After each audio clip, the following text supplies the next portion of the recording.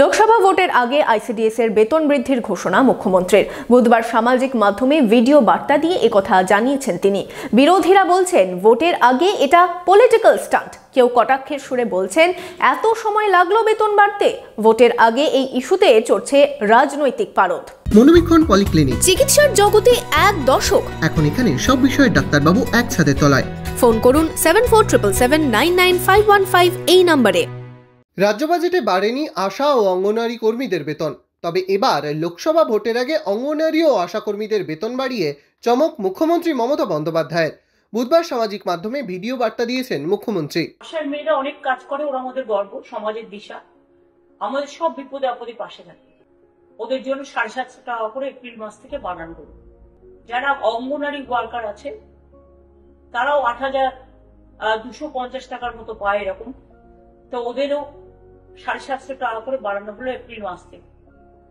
আর যারা ICDS helper আছে তারাও 6000 সামথিং পায় এবং তাদেরটাও 500 টাকা করে 1 এপ্রিল থেকে বাড়ানো। চলতি মাসে বেতন বৃদ্ধি সহ বিভিন্ন দাবি নিয়ে সরব হয়েছে আশাকর্মীরা। তবে আজ 500 থেকে 750 টাকা বাড়িয়েছে রাজ্য সরকার।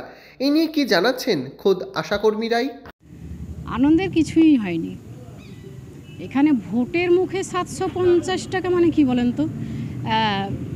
গত বাজেট গত ফেব্রুয়ারিতে হয়েছে 5 বছর আগে, 5 বছর আগে, 5 বছর পর 750 টাকা। এটা কিছু ব্যাপার হলো? এই টাকা কটা আমার সংসারের রুজি রোজগারের জন্য এই টাকা কটা, এটা কি করে ভাবলেন রাজ্য সরকার?